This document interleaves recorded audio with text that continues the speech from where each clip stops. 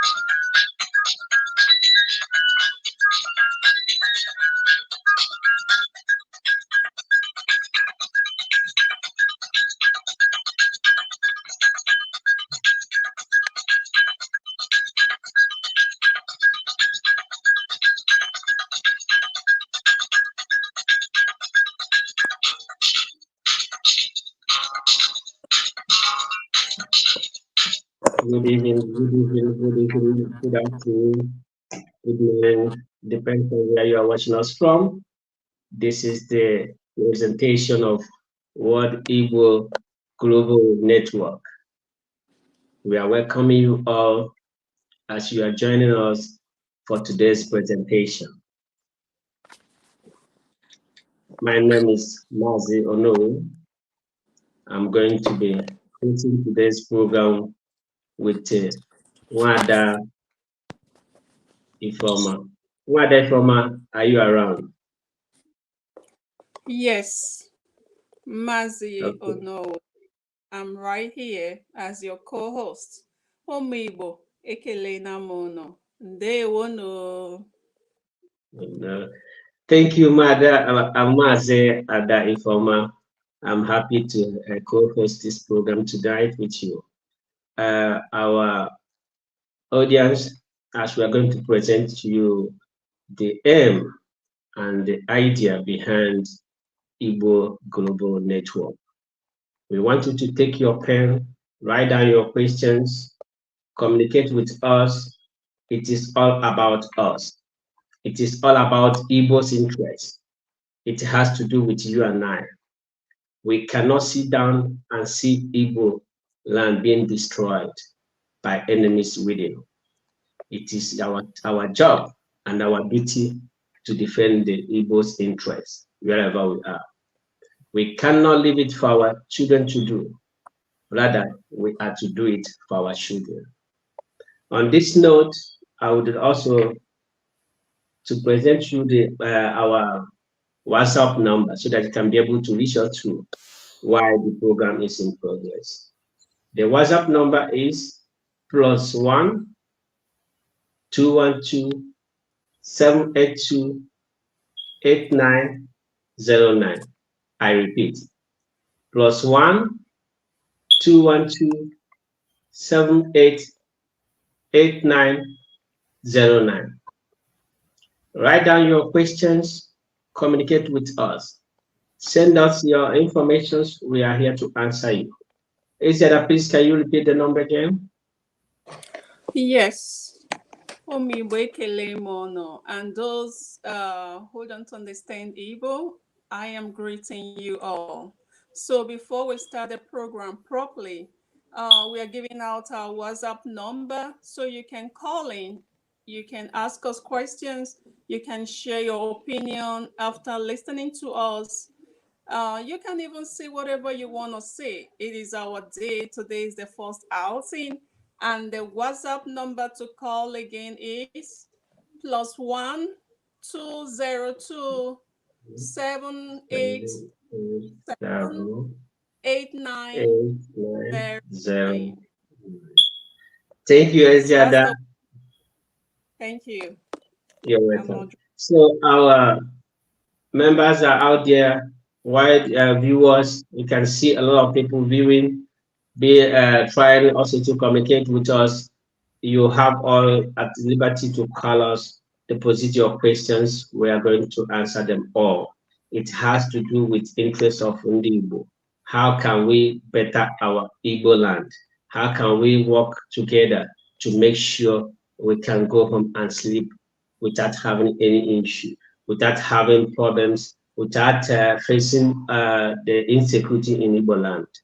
Our politicians are mostly are our problems. How do we interact with them? How can we get them to table for a discussion? How can we make them to understand that this problem we are facing, they are partially the cause of it? It is our duty. It is our job. We have to do it. Nobody's gonna do it for us, if not for you and I. And now, may I use this opportunity now to welcome our only one, the person behind this program, the person behind this initiative, the person that have been able to work hard to make sure that have always sleepless night in order to see that Igbos are well taken care of. Somebody who takes it upon himself to do it for us, a person that knows his onions. May I use the opportunity to welcome our convener, Mazi Tony Nwisi. He's a person that knows his onions. Mazi Tony, please come up to the stage. We are waiting for you. Thank you so very much. Thank you so very much, Mazuno and Asia. A fantastic job. Asia, you're looking absolutely gorgeous, and your outfits, and you guys are doing a great job. I celebrate your leadership and your example, and I'm grateful also for the presence of our veterans, who have put their life on the line to serve our country, to serve Igbo in particular, for many, many years, and continue to do so even in their mature years. I celebrate you, sir, and I doff my hat to you, veterans in the house, in the studio, and at home. Venerable Emeka Nwigwe and Mazi Mbakwe, I celebrate your leadership. And for my brothers and sisters or friends who are in the studio here with us today, thank you so very much for your leadership, your example. You're all leaders in your own categories, in your own spheres, and you're doing a fantastic job. And for our people around the world, Ndebai, Ekele Munu, Mandino na Nigeria na Libo, Mandino in diaspora. My name is Tony, and we're delighted to have this tete-a-tete with you today, this conversation. So this is your program. This program is for you, for your benefit. We want you to fully participate. Our host, Mazi Ono, is doing a fantastic job. He's going to be here to take your questions, to take your call, to listen to and respond to your chat, as well as Isiada. So please join us. Our WhatsApp number is +1 202 787 8909. And you can reach us on our social media handles at Facebook at Igbo Global Network, and YouTube at Igbo Global Network, and Twitter is at Igbo Global Net. October 1, supposed to be a celebration, but it's a mourning because there's nothing to celebrate about Nigeria. Nigeria is a nation, a country in decline, a collapsing country. But I'm not so much concerned about Nigeria today as I'm concerned about my people, Igbo, all over the world. And I'm going to start my presentation by referencing the comments of Amadu Bello featured in the Parrot newspaper, October 12, 1960. And please listen to this. And this is what we're dealing with. This is what indeed we're dealing with. Listen to this and let this sink in. Please stop and process this. Okay? And he reports, Amadu Bello reports in the Parrot newspaper, October 12, 1960. Right? That's 5 years before I was born. I was born in 65. 5 years before I was born. That's when they made this statement about their intent as a nation against the Igbo nation. The Fulani nation, about their intent against the Igbo nation, the Yoruba nation, the Midwestern people, etc., etc. They made it very clear. And so when you hear this, and you hear this statement, you can juxtapose that with our reality today. 63 years down the road, you can juxtapose that, and you see what the heck is going on. He says, the new nation called Nigeria shall be an estate of our great-grandfather Uthman Dan Fodio. That's what they call Nigeria, an estate of their great-grandfather. I said, we must ruthlessly prevent a change of power. We will use the minorities in the north as willing tools and the south as a conquered territory. And here is the kicker. It says, and never allow them to rule over us. This is a secular state. It says, we must use the minorities in the north as willing tools and the south as a conquered territory. Their intention is to conquer the south, and never allow them to rule over us. And here is the worst part of it. It is one thing not to allow a nation to rule over you. It's quite another to say, and never allow them to have control over their future. That is an intention to enslave the South. It is an express intention to enslave the South, the Yoruba, the Midwest, the Igbo, and everybody's in between. We will use the minorities in the north as willing tools and the south as a conquered territory, and never allow them to rule over us, and never allow them to have control over their lives. And so you listen to that statement, and some people say, oh, that was 1906, that was a long time ago. And it's got nothing to do with today. Really? Really? Seriously? It's got nothing to do with today? Well, let's look at the evidence. Let's look at the data. Okay? And then we can have an informed conversation. Number one, Biafra genocide, 1967 to 1970. 5 million Igbos wiped off the face of this earth with accomplices from around the world. Europe, okay, with accomplices from Europe and the Yoruba people. 1967 to 1970. The statement was made in 1960. October 12, 1960, that's when they made the statement that we will use the minorities in the North as willing tools and the South as a conquered church and never allow them to rule over us. And the terrible, evil part of the statement says, and never allow them to have control over their future. It's like, hell no. Hell no.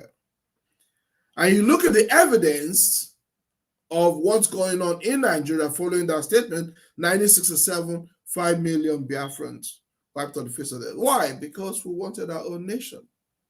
We wanted the right to control our lives, which is exactly what they said they will not allow us to do.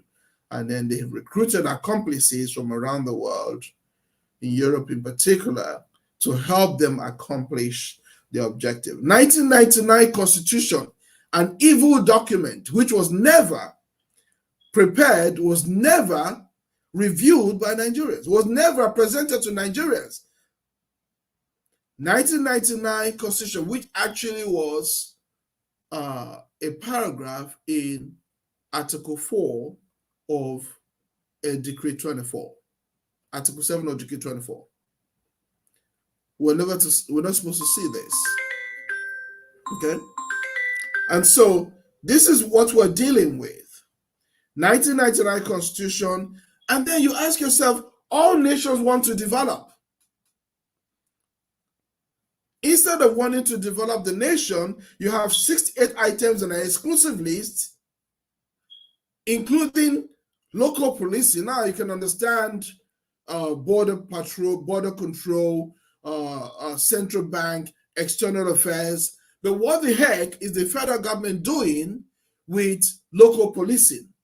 What the heck is the federal government's business with electricity generation, with our natural resources? What the heck is the federal government's business with our natural resources? There are natural resources in the north.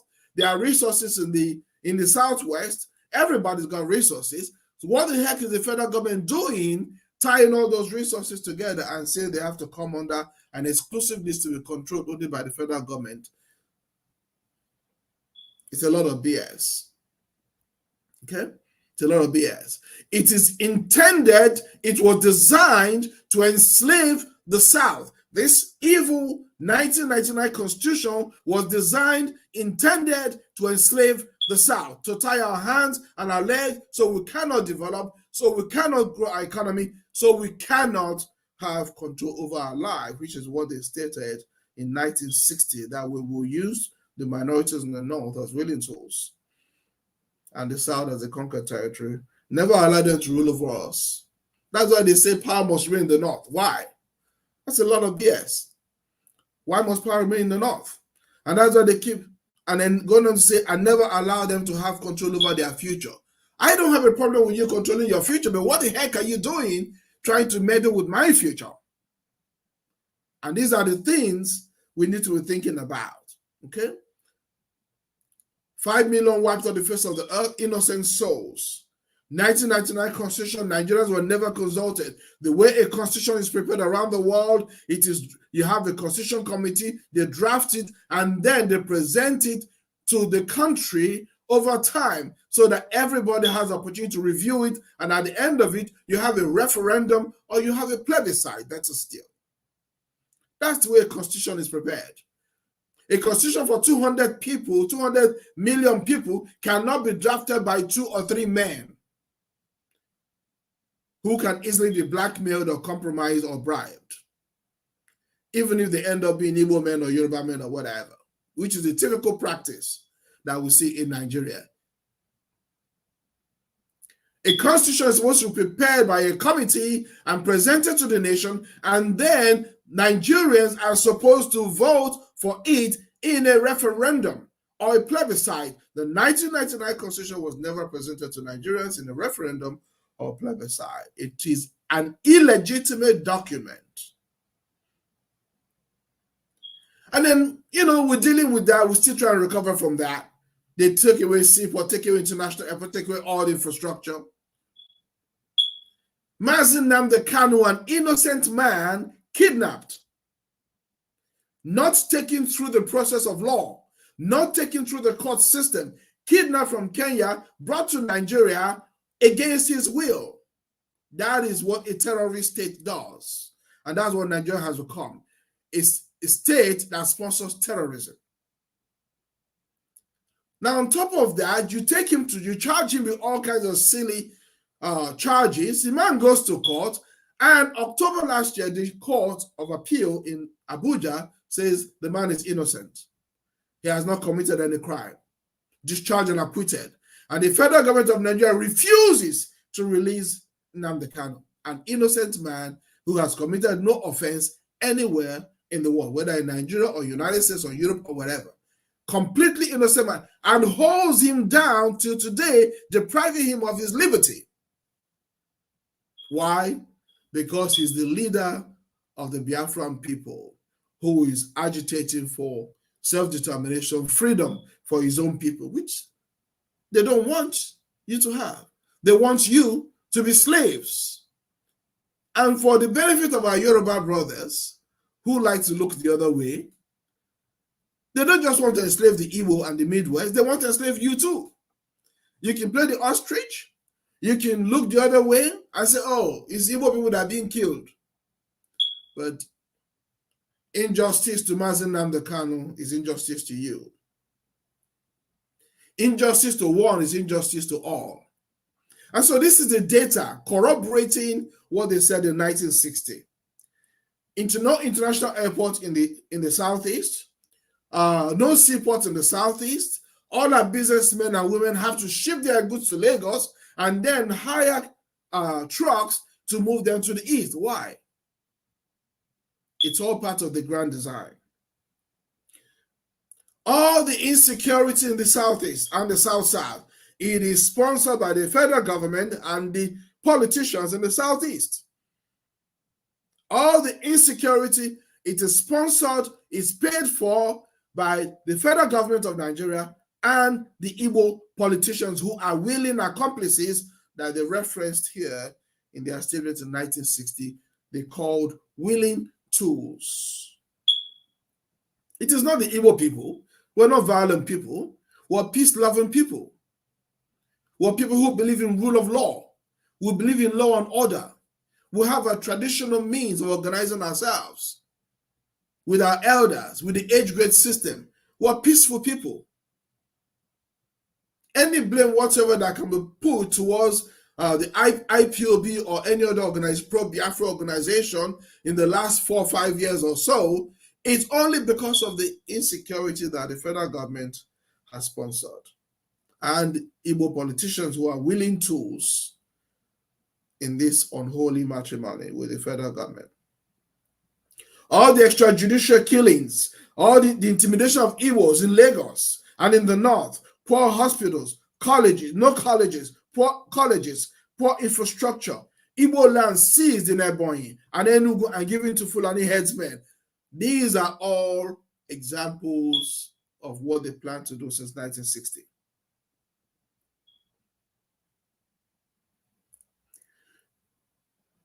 We will use the minorities in the north as willing tools and the south as a conquered territory. So this is what they're doing. This is the game they're playing. So you now ask yourself, but we have elected representatives. We have politicians. We have Igbo politicians in the National Assembly who are supposed to protect our interests.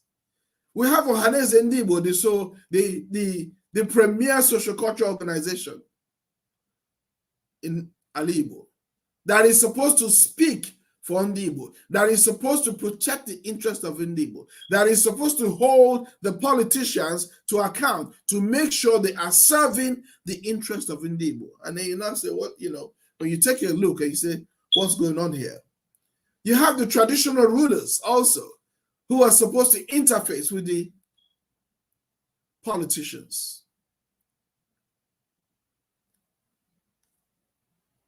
So you ask yourself, are they protecting Igbo interest or are they fighting for their personal interest? This is what we have to deal with as a people. And we forget that Nigeria is a cluster of nations. And each nation has their leadership, which is protecting their interests within the conundrum, within the contraption called Nigeria. So who is protecting Igbo interests? If the politicians are not doing it, if Ohaneze is not doing it, if the traditional rulers are not doing it, who is protecting Igbo interests? Last week, I heard of fighter jets bombing a village in Igbo. Fighter jets, really? Really? Seriously? Fighter jets? When you're not in a state of war. The federal government of Nigeria using fighter jets. We've forgotten Operation Python Dance. A terrorist invasion of the federal government of Nigeria on Igbo. And you ask yourself, where were the Igbo politicians when the federal government of Nigeria used the army to invade Igbo? Where was Ohaneze? Where were the traditional rulers? Well, I lived in Europe and United States for over 20 years. And all I've known is that in the civilized world, if a man commits an offense, you send the police to go arrest the man. You arrest the man, you bring him, you take him to the station, and then the next day you bring him before a judge. And the judge asks him to enter a plea. And you allow the man to have access to lawyers to defend his rights, because every man is innocent until proven guilty. The job of the police is to investigate an offense, a crime, a likely crime, and then bring a man before a judge and allow the man to defend himself. But that's not what the terrorist federal government did. The federal government of Nigeria used Nigerian army and air force to invade the home of an Igbo man, Maiden Nnamdi Kanu, in Operation Python Dance. Operation Python Dance. The army is supposed to protect the territorial integrity of Nigeria. The army is supposed to fight wars. The army is trained to fight wars, not trained to fight citizens. When the army or navy or air force of a country begins to fight citizens, that country becomes a terrorist state. It loses all credibility whatsoever. And that's what they did. Now, they didn't do it alone to Nnamdi Kanu, granted. They did it also to Sunday Igboho. Buhari invaded Sunday Igboho's home at 2 o'clock in the morning with soldiers, and people were killed. What do you call that? Is that rule of law? That is not rule of law. That is terrorism. That is state-sponsored terrorism. And then I ask myself, where is the outrage? Where are the politicians who are supposed to represent the interests of their people, represent the interests of their citizens? Where are the politicians who are supposed to protect life and property? That's their job. They're supposed to make sure life and property in their constituency is in order. Make policies that attract business. Make policies that attract attract jobs. Safety of life and property. Instead, we'll have the Nigerian state using the army and the armed forces to invade the home of their citizens. Sunday Igboho is not under lock and key, and this is a message for Igbo politicians. What happened to Nnamdi Kanu happened to Sunday Igboho. Sunday Igboho is walking about as a free man. But Igbo politicians, what have you done about Nnamdi Kanu? A man who has been taken to court. Sunday Igboho wasn't taken to court. Sunday Igboho was not charged by the federal government. He was not arrested by the federal government. But he's a free man walking about in Nigeria.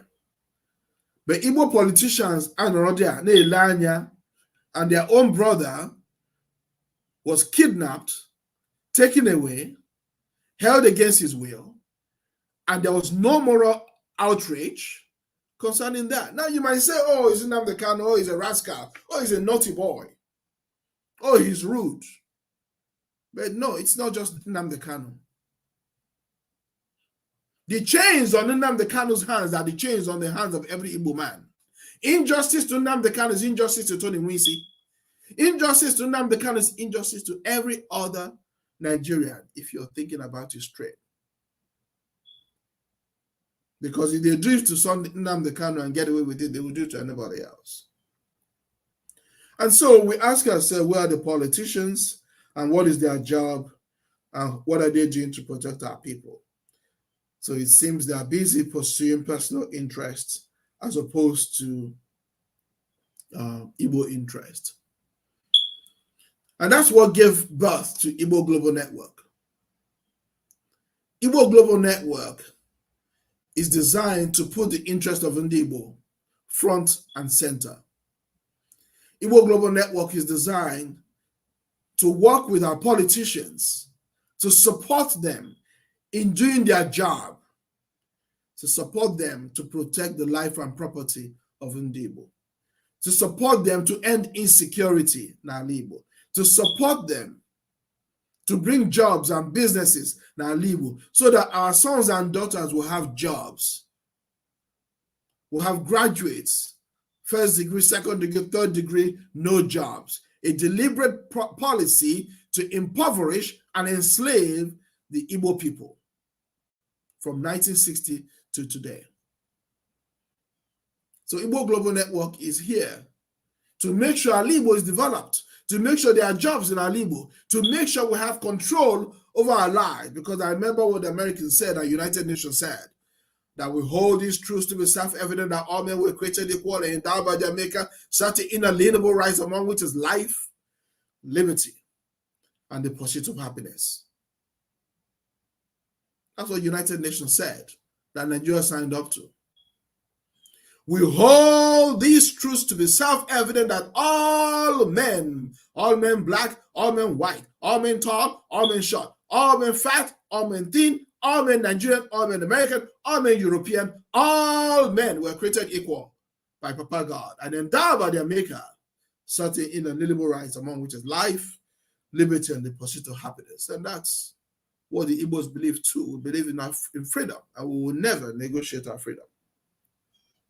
So the vision of Igbo Global Network is the development of our Igbo, to make our Igbo the Dubai of Africa. That is our vision. We want to make sure that Igbo is developed so that our sons and daughters don't have to go to Lagos for a job. They don't have to go to the north for a job. They don't have to go anywhere else in Nigeria for a job. They can go abroad if they want to go abroad, but they don't have to go abroad for a job. We're going to develop our Igbo so that our Igbo can be the Dubai of Africa. And Europeans will migrate to come and look for jobs now Igbo, as opposed to us going to Europe to go and look for jobs and so on and so forth. That's the vision of Igbo Global Network. And our mission is to promote and defend Igbo interest. Not personal interest, Igbo interest. Our values, freedom, and rule of law. Freedom and rule of law. These are our values. To promote and defend Igbo interest globally, and to promote freedom and rule of law in our Igbo. That's what Igbo Global Network has come to do. And then someone will say, oh, how can you hold them accountable? You know, I've heard this question asked over and over again. To which I'll give you a quick rebuttal. If you don't hold the politicians accountable, what the heck are you going to do about it? Because some of our brothers are, they're following other tactics in this pursuit of freedom. And I will not criticize them because they are honorable men. As far as I know, they're honorable men. They are men who loved Igbo, who love their Igbo heritage. And they're trying to protect their Igbo heritage. They might be doing it wrongly. There might be mistakes here and there. For instance, I believe sit at home is wrong. Sit at home is a wrong policy. Because sit at home does not develop our economy. Sit at home does not help our people who are already impoverished. Sit at home destroys our economy. Sit at home is a wrong idea, it's a wrong policy. It destroys our economy. It creates insecurity. And the moment you begin to tell people you must sit at home or else, you have moved from civil disobedience to terrorism. I know why they're trying to do it, but I think they're misguided. Sit at home is a wrong policy. A nation develops when there's stability. A nation develops when there's rule of law. A nation develops when there's law and order. Anybody who's fomenting the breakdown of law and order is not looking to develop their nation. He's looking to cause crisis in that nation. He's looking to cause Afghanistan, the equivalent of Afghanistan in that nation. You cannot be killing people that you want to save, and you call it civil disobedience. That's a wrong policy. I believe the heart is right, but the method is wrong. It is not our people that got us into this mess. It is the politicians that got us into this mess. And that's why we hold the strategy of holding our politicians accountable for the mess in our Igbo. And how are we going to do that? We're going to do that through intelligent protests. We're going to do that through PSYOPs. We're going to do that through partnership with other Igbo organizations around the world and Igbo unions by mobilizing in the Igbo around the world, because we're everywhere. We're like Legion. We're everywhere. That's how we're going to do it. We're going to do it by partnering with our politicians, by having civil engagement, intelligent engagement with our politicians to let them know it is your responsibility to ensure that our Igbo is secure. There is law and order in our Igbo. United Kingdom is what it is today because there is law and order. I lived there for many years. London is not because the English people are angels. They're not. But that economy is growing. The United States economy is growing because there is law and order. If you harass somebody, they press the button, call 911 in the US or 999 in the UK, and the police come, they arrest you. They don't kill you. They don't shoot you. Well, sometimes in the US, you have crazy policemen in the US sometimes. But in the main, they just arrest you and they bring you before a judge. They give you your rights. That promotes law and order. That promotes stability. What we need in our Igbo is stability. We need law and order. If we have law and order, if we have stability, our economy will grow, jobs will come, we will have money, our children will have money, and we can live our lives the way we want to live our lives. But when you begin to do sit at home and put a gun to people's head, that is not civil disobedience. And that is not rescuing our people. That is terrorizing our people. If you want to terrorize anybody, you should be looking at the politicians, not Igbo. The 1999 Constitution, the people responsible for it are the politicians.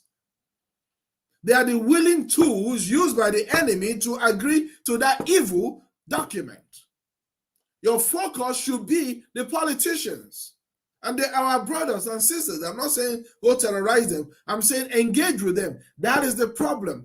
The proper diagnosis leads to correct solution. The politicians are the problem. They are the ones that sponsor terrorism. They are the ones that sponsor insecurity. They are the ones that sponsor violence. They are the ones that allow the federal government to bring fighter jets and military to attack our people instead of bringing the police to arrest a man and bring him before a judge and a jury. The politicians are the problem. It is not our people. So that is what Igbo Global Network is here to do. To engage with our politicians, to engage with Igbo around the world so that we can solve our problems, not so we kill each other. All that killing and slaughtering of Igbo is terrible. It's unacceptable. Killing police officers, killing soldiers is not a good policy. It's not a good strategy because you cannot fight against the federal government of Nigeria. You don't have sufficient weapons to fight the federal government of Nigeria. It is a wrong strategy. You don't. And we watched that movie before. Biafra, 1967 to 1970. Remember? We have seen that movie before. There's no amount of weapons that you're going to use to fight the federal government of Nigeria. It's not a fair fight. It's a suicide mission. The best way to engage with them is to engage with our politicians, and our politicians will represent our interests in Nigeria. And we'll compel them to do what they should do to protect our interests. We'll take care of our politicians, and they take care of our interests. Violence will never win. You cannot win. Because the federal government of Nigeria is being supported by NATO countries. You cannot win against NATO. You will only cause massive annihilation of Igbo. It's a terrible strategy. It is not an intelligent strategy. And any strategists will tell you, you don't go fighting somebody on your weakness. You fight them on your strength.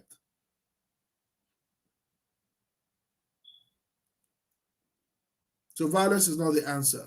The answer is a robust engagement with Igbo politicians so that they can do right for the Igbo people, so they can do their job, so they can come up with policies, they can negotiate on our behalf with the federal government of Nigeria to make sure that there's law and order in Igbo. To negotiate with the federal government of Nigeria to make sure that we have a seaport, we have international airports, so that our businessmen and women do not have to go to Lagos before they bring their goods home. That's the right thing to do. Now, some of our politicians obviously are sold out. Some of them are traitors. But we're going to engage with them. We'll persuade them to think again. Because no proper Igbo man will be a traitor against his brother or his sister unless they've lost their mind. Why would you want to kill your brother and your sister? Unless they are confused. So we're going to engage with them and persuade them to think again. Violence will never work. You will only make Igbo Afghanistan. You convert Igbo to Afghanistan. And if you do that, we're in a terrible state of affairs. It is a terrible policy. Sit at home is a terrible policy. The violence that some people are perpetrating is a terrible idea. It will not help us, it will not serve our people. And so, what is your role? What can you do? We've told you who we are. We told you why we're here. What can you do? This is what you can do. All of us have pursued personal interest and forgotten that we're a nation within a college of nations, and that each nation should have their own interest. I myself was pursuing my own business. Business is easier than what we're doing now. It's more exciting. But God bless Mazen Nnamdi Kanu, it was his broadcast that woke me up 3 years ago. So everything we're doing on the shoulders of leaders, accomplished leaders like Mazen Nnamdi Kanu, who was not compromised, who has not been compromised. And others, of course, General Juku, and many, many others. But it was Nnamdi Kanu's broadcast that woke me up in London to what's going on. And I began to pay attention, and I began to review and all of that. So I'll forever be grateful to God for Nnamdi. Nnamdi Kanu is not perfect. He's not a saint. Neither are you. Neither am I. But he did one thing he did for Igbo that nobody can take from him. He woke Igbo up. He woke all of us up to what the heck is going on. It was his work that caused me to wake up and begin to say, oh, what the heck is going on in this place? I began to ask questions and began to find a solution. And so, what you can do, join Igbo Global Network. Share with Igbo globally. Be a leader. Bring your time, talent, and treasure. Contact our admin. You have our number, +1 202 787 8909. And for those of you who might say, oh, I'm in London, I'm in US, my children are in Europe, and so on and so forth. Listen to this. A guy called Martin Niemöller wrote this some years ago, after the Holocaust. For those of you who would like to shape your nose and stick your nose and say, Obasaham, and so on and so forth. He said, first they came for the communists, and I did not speak out because I was not a communist. Then they came for the socialists, and I did not speak out because I was not a socialist. Then they came for the trade unionists, and I did not speak out because I was not a trade unionist. Then they came for the Jews, and I did not speak out because I was not a Jew. Then finally, they came for me, and there was no one left to speak for me. And finally, they came for me, and there was no one left to speak for me. This matter, this project is an Igbo project. It concerns every Igbo man, every Igbo woman, whether you're a child or an adult, whether you're male or female. This is a collective project. This is a call to action. This is a mobilization. This is a collective task for every true Igbo man or woman. Because whether you like it or not, the evidence in front of us suggests that we are facing an existential risk. And so I invite you to join us and let's work together. And my promise to you, transparency, accountability, no conflict of interest, collegiate leadership, and we will be successful if we work together. And finally, as I like to end my presentation, I'll ask you this. I mean, the Americans will say, put this in your pipe and smoke it. Put it in your pipe and smoke it. If the survival of the Igbo race depends on you alone, will we perish? If the survival of the Igbo race depends on you alone, Chike, Obi, Nenna, Nkechi, Ngozi, Ada, Ugochukwu, Uchenna. If the survival of the Igbo race depends on you alone, will we perish? Thank you very much. My name is Tony Mwisi. Thank you, sir. Yeah, you're welcome. Thank you very much, the coordinator, the convener of Igbo Global Network. On this note, we would want you to write down your questions, prepare yourself, get ready as the convener is getting ready to put answers to your questions. But before then, let me also bring my co-host, Eziada, for her to come in and share some thoughts on the topic being raised by the convener. But let me also give you the numbers to reach the studio wherever you are watching us from.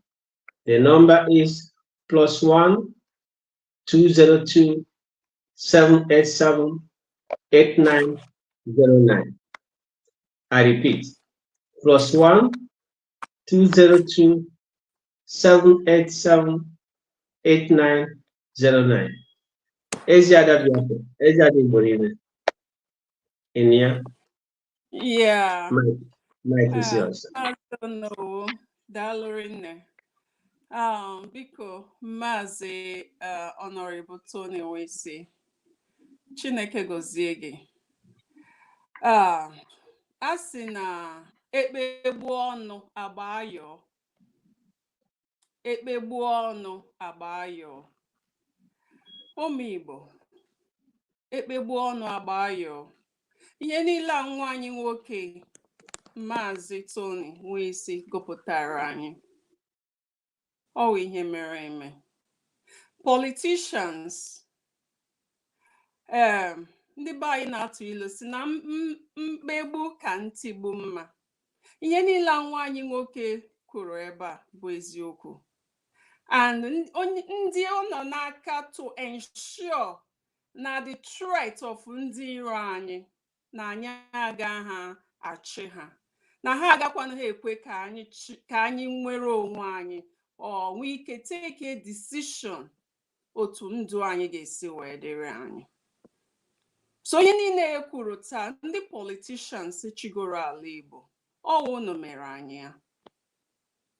unu nọ na-enyere ndị iro aka to achieve their threat, destroy ndị Igbo permanently and wipe them out of the surface of the earth. Anọ maka na unu gbara nkịtị, ha na-eme ya na-enweghị ajụjụ ọbụla jụrụ ha, ka o ji eme onye Igbo ọbụla pụrụ ebe ọ pụrụ, ọ bụ anyị awụrụ mkpọkọrọ. Maka na unu akpọ n'ọbụ unu mkpọkọrọ, ụmụaka were ọbụ unu na-ekwu aja. That is what is going on. O wee bụrụ na mgbirigbo ọnụ ga-anọ mmiri a na-ama eze. Ndị a bụ ndị Fulani bịara n'ala nna nna anyị ha, ala nna nna mụ na gị, were si na ha ga-ewekọrọ nta were imo. Ha were nta were imo ahụ na ha ga-adịkwa sure na anyị agaghị enwe ohere zuo onwe anyị, na anyị ga-enwe ohere chịkọta onwe anyị dịka ndị nna nna anyị ha chịkọtara onwe ha through traditional system of government. Anyị agaghị develop ala anyị, anyị agaghị eme anything. Unu ekwere ụmụ anyị ndị nọ na politics? Unu ekwere? Mana ọ doro m anya na anya na-achọ nke ya. Ọ bụ na ọ masịghị ụnụ na ala mụrụ ụnụ ga-adị, na anyị n'ala Igbo ga-adị dịka nna nna anyị ha si chekwaa ala Igbo. Ọ masịghị ụnụ na aka ga-echekwa ala Igbo ka ala Igbo were nọrọ. Unu ewere kwete. Kamgbe dịka nwa anyị nwoke kwuru, Maazị Tony Nwesi, ihe awụ ripọt e nyere kamgbe 12th October 1960. Unu anọrọ ọ na-eme ruthless power, ọ na-eme a na-ahụ ya n'anya. Unu anọrọ never allow them to rule us, ọ na-eme unu na-ahụ ya n'anya. Ọ kachasị nke nwa anyị nwoke Peter Obi jiri gaa zọọ ọchịchị, o wee gbahụ onye ọbụla n'anya. Ụmụ Igbo apụta wee tinye aka sị ka anyị zogodo ọchịchị, na asị na nwe nke anyị ma na anyị pụta na ọchịchị anyị ga-adagbu onwe anyị. Anyị apụta tinye aka zọọ ọchịchị ahụ azọrọ. Ndị kwetere na ụmụ Igbo nwere ihe Chukwu jiri gọzie anyị abịa pụta kwado nwa anyị nwoke Peter Obi. Nwa anyị ahụ akwadoro wee gakwa back to 1960 October 12th. They will never rule us. They will never rule us. Obido from INEC, they will never rule us. Osina INEC, Bana judiciary, they will never rule us. Igbo lembe ọ ga-emerụ anyị ewere mara. N'elu they will never rule us ahụ, ewere chịkọta laws niile na-achị Nigeria, constitution, maya ihu n'ala, judiciary, decisions made in the past, because they will never rule us. They wanted to make sure they uphold that ruthless say, Kambe 12th, 1960, because when you know Mary, une egosi hondia no mmadụ nwe ogodo ehu na-ata. Une egosi ha no mbosi amụrụ dike na mba ka amụrụ ibe ya. Unu alakpuru maka na o metụta ha ọnụ. Ihe unu mere bụ ụfọdụ ime unu aga, if you give me this, I give you that. Now me get my people, we'll put them on the table for you. Nothing will happen. Unu aga na-eme. Arịrị erigbuo ndị nne na nna, ndị nna nna anyị mgbe ochie arịrị erigbuo ha. Ndị mere nzogbu arịrị erigbuo ha.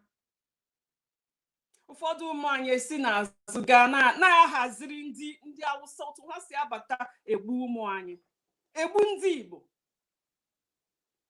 Ọ na-agba anya mmiri. Unu ekwere, they will not rule us and they will not rule themselves or have a life or a future. Unu ekwere. Ụmụ Igbo gịnị na-eme anyị? Onye mere anyị ihe a? Mmadụ asị gị na ị gaghị adịghị ikwete. Ọ bụ osisi na-eme ọnụ na a ga-egbu ya akwụrụ. Mmadụ nọ na a ga-egbu ya azọwa onwe ya. Unu ekwete and gave up everything that has to do with the development of our Igbo. Mmiri anyị enweghị, ọkụ anyị enweghị, telecommunication no. even food basket, the least thing, we cannot afford it for our people. No job, no factory, no industry, nothing.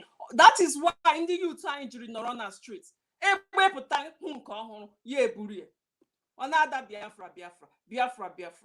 If we had made our Igbo the Dubai of Africa, nobody would talk about Biafra. I challenge all of you politicians.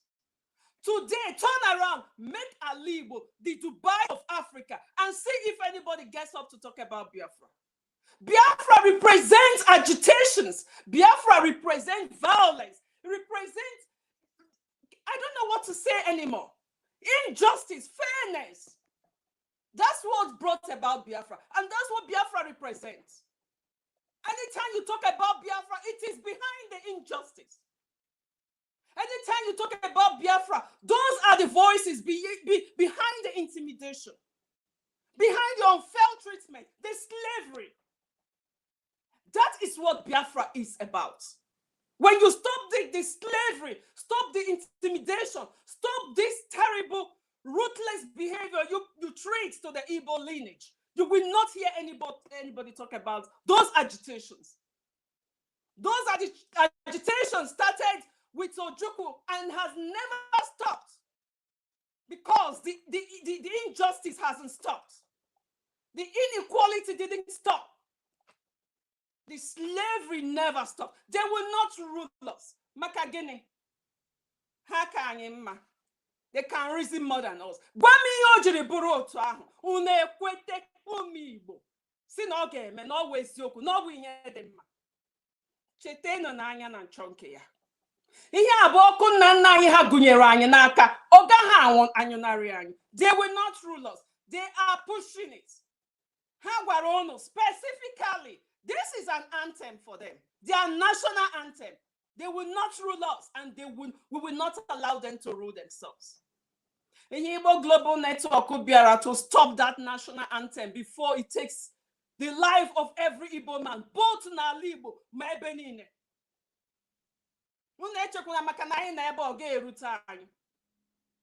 Onye hapụrụ eri ọ na-eri ji ndị nọ n'ama mgbe nke nọ n'ama gwa ọ ga-erute nke nọ n'ụlọ. Wherever you are and bear that name, it is a call for action right now. Get up. They will never rule us, and we will not let them rule themselves. We must stop that national anthem. It is time. It is time. We don't have any more time to wait because these people don't want to stop at nothing until they achieve the least of that anthem to take us out of the surface of the earth. And in the nana has the bileno no gaheme or gaheme or me or no the nana fought for it. But now we are going to make sure they don't stop us anymore. They will not take charge of their lives. Igbo Global Network Abiana to work with all the politicians now Igbo, be it from the governors, the senators, the House of Rep members. In the first 6 months, only see the first 6 months, I know no gabuis. Remember, this they will never rule us, and we will not let them take charge of their lives. You don't know what angle they will turn again next time they strike. You don't know what angle is going to take.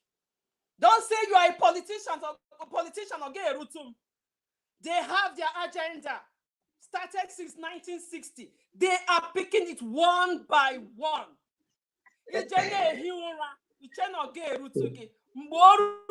will not have a running place or a hiding place. Yes. So,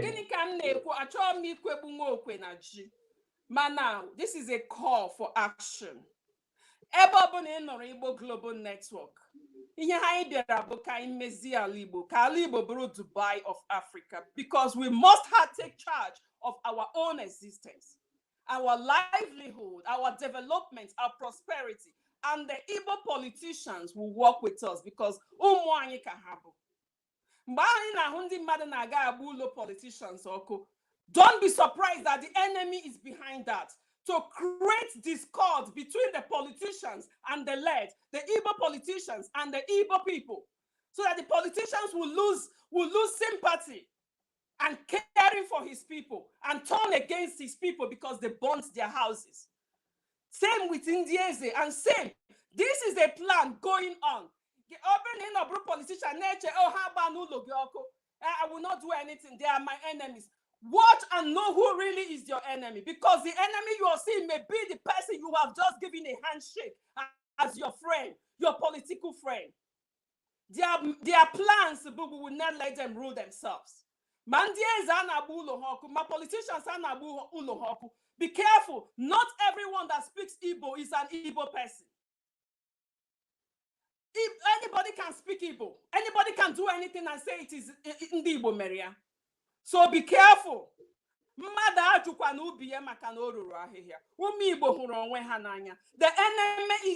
enemy is in our tent. We must fish them out and destroy them, lest they destroy us.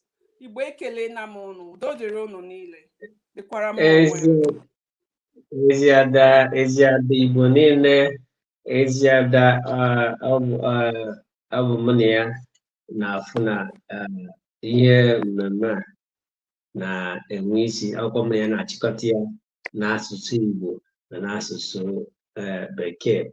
Wee sị ka ndị na-esonye anyị n'Igbo anyị na-akọwala unu na ihe a bụ ihe gbasara ọdịmma ala Igbo, ihe gbasara ọdịmma mụ na gị na-abụ, ihe gbasara ọdịmma ụmụ anyị, ihe gbasara ọdịmma echi ndị Igbo. Anyị wee na-asị ọ bụrụ na ị na-esonyere anyị ebe ọ bụla isi esonyere anyị, o nwere akara edere na ngalaba ihe a, ị ga-afụ akara ihe esigbo n'akara wee kpọtụ anyị wee kwuo ka ọ dị gị n'obi. Enwee ihe ị chọrọ na-eme na saịdị na mpaghara ebe ị nọ, anyị chọrọ ka anyị leba anya na ya, kpọọ na ekwentị anyị nọ na ebe a, ị ga-afụ ya. Ọgwụgwọ na inwetaghị ajụjụ ị chọrọ ịjụ onye isi anyị, detuo ajụjụ a, mgbe ọ ga-apụta ị nwere ike ịjụ ya ma ajụjụ. Wee na-asị nne m Igbo mụọ ọzọ, anyị ekene unu wee na-asị osita deba mma ọ dọbara na gbuo. Ihe na-eme anyị si anyị na-alụ. Anyị tetara ụra wee fụ na ya ma ihe ọ bụrụ na anyị gbachi nkịtị ọ ga-eme karịa ka o si eme. Mana ebe ọ bụ na anyị tetego, aga m asị ka anyị bido kịta chụba ka anyị nwee ike ịchụrụ ihe n'isi. Eziada, ana m ewenyekwa gị ihe eji ekwu okwu ka ị nwee ike ịkpọta onye isi anyị ka ndị dị ajụ ya ajụjụ ebe pụrụ iche ka o nwee ike inye ha asamasa. Nkwene ndị a ga-edede nwee ndị a ga-azụ ozugbo azaba ya, ọgwụ na agarazi ya enwere ike edobe ya maka ụbọchị ọzọ. Eziada, gwa ndị be anyị otu ya ma otu a ga-esi were gaba ya ma ije nnọọ.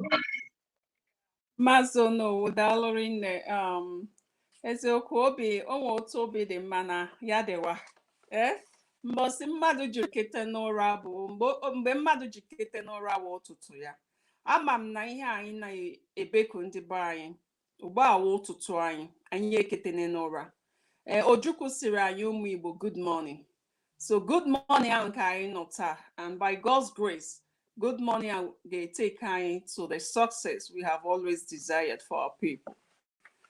So on that premises, Honorable Tony Nwisi, Onyisi, biko, enwere ọtụtụ ihe ndị kwugasịrị gbasara ihe ndị Fulani na-eme, igosi na ha mean their business. Ha mere through the Elahi, mgbe ha mere constitution, there was no constitution. I just mee nke ahụ aga. Anọdokwara m anya na mgbe Buhari na-achị, ego niile anakọtara ejere boro, nke bụ na akwụwe ụgwọ ndị ahụ, even na ụmụ aga akwụtali, nke ndị Igbo ga-eso keta okene. And anyị nwere ndị Igbo politician nọ na mgbe ihe a mere. Onwe dịte nkobo bịara n'ala Igbo, mana ha nọ apasicha budget niile ndị a. Biko, na nke onwe m ka m na-ajụ, gịnị ka ị chere n'ọnọdụ dị otu a? Enwere ike kwuo ma ọ mee, and what will be the way forward? with Igbo Global Network. God bless you. And ikuchazie nke nwekwa ndị ọzọ na-ajụ ajụjụ anya ị ga na-asakwa. And anyị ma na nna anyị Maazị Uche Mbakwe nọkwa ebe a. O soro gaa agha Biafra. Ya na nna anyị Venerable Dr. Emeka Nwigwe. O soro gakwa agha Biafra. Ha gara agha Biafra in their 20s. So biko nke ịsara ha wee tinyetụkwa ọnụ were kọwakwuoro anyị because echegidena m ihe a ya na-agba mgharị. Biko Honorable Tony Wese, please. Is Imene, before me, let me defer to Mazin Bakwe, veteran, and after him, Venerable Mwigwe, because these are men that I'm not even fit to speak in their presence, because they have sacrificed so much already and continue to sacrifice so much. So I will yield to Mazin Bakwe and then Venerable, and before I say anything, Ndewo rinne. So ebe Mazin Bakwe onye logoro agha ga-esa anyị ajụjụ ka tinyekwu ofu ajụjụ n'elu biko ka ọ sakọta ya. Mazin Bakwe ọ na-eme ejide onye Fulani terrorist, recruit ya into the army. Ejide nwa afọ Biafra ndị na-ekwu nye anyị freedom, achapụ ya olu gbakasịa ya were picture ya na social media. Biko dịka onye amị ka ihe nwere ike ikwu in a situation like that were onye terrorist yiwezie ya efe ọwụrụzi onye amị. Daalụ rinne. Thank you very much. I'm going to present myself in English. I'm not as fluent and well with it as you. Yes, I've seen it all. I've experienced it all. And I've done the much I could. It all started 1960, at least that's as far as I can remember, because I was a young lad. I carried the green and white flag, shouting on the top of my voice, Nigeria will hail thee, dear motherland. Though tribes and tongue may differ, in brotherhood we live. So the question today is, have we lived in brotherhood? Even though tribes and tongues have differed, what has that amounted to in terms of progress, in terms of development, in terms of freedom? So it's all the same song being sung over and over. The marginalization, the suppression, that was what took us to the war. As a young man, I was in the army. I was serving as a gun fitter. After the war, we were promised everything, including reconstruction, rehabilitation, and you name it, the 3 R's. But none of those things have materialized. But the unfortunate thing is that our people have not come to the realization. I'm going to try to narrow it down to Igbo. We have not come to the realization that we are the most marginalized. We took the short end of the stick and continue to take the short end of the stick. And again, our keynote speaker spoke volume. In fact, he said it all, and ended up by asking that question: if the survival of our people is placed at your hands, will you let it go to the ruins? So that question does not only go to the politicians, it also goes to the human, the little people, the people on the street, the poor people. So it's a general question being asked, because it takes two to tango. I mean, if you have by any means elected a politician and he failed to serve your needs, in essence, to vote him out or never vote him in again. But we continue to do the same thing. So our people need to wake up. And then you ask, our statesmen, they are not doing what they're supposed to do. Who are our statesmen and women? And by the way, what is the definition of a statesman? It's one that is, the skilled, experienced, and then respected. It could be a politician, it could be a clergyman. Unfortunately, both the clergy and politicians, they have failed us. I don't have words. They even the clergy, they will preach to you. They will tell you what is written in Matthew chapter, Jeremiah, verse Deuteronomy. These are the things that the white man used to confuse us, to get our forefathers to succumb to their malicious acts. And today, where are we? Come to take our resources to build their own land, and then leaving us in ruin. So we need to wake up. The youth are also involved. They are part of our problem, because they are the ones that will go and take 5,000 naira into their pocket, and then they will vote those idiots in. They are the ones that refuse to see a reason for them to say, no, enough is enough. So is it also our fellow brothers in diaspora, our fellow brothers and sisters in diaspora? They are equally to blame. So we begin to ask ourselves, how will posterity see us? What type of legacy are we leaving? So,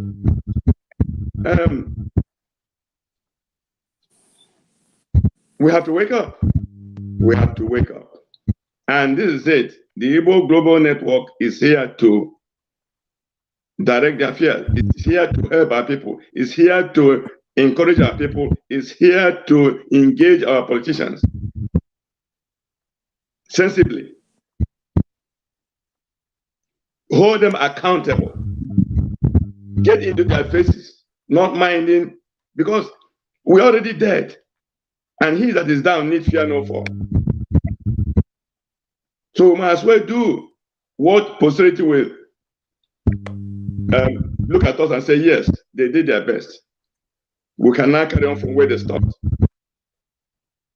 So my question again to the keynote speaker will be, how can we get the youth?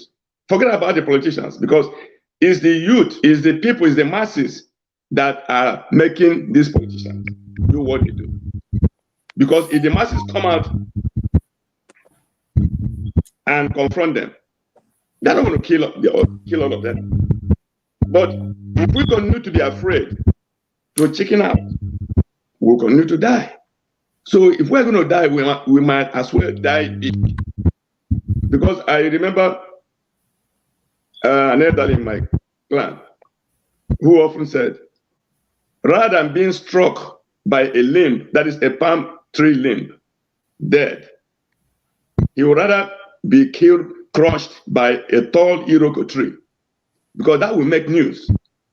But when you are being killed by just a little limb, nobody hears about it. So we need to wake up. We need to grab the bull by the horn. And with that, I think we will have a safe landing. Thank you. Thank you so much, Mazimbabwe, for that response. You did justice to the question. There's one more question behind it about the Boko Haram people recruited into the army.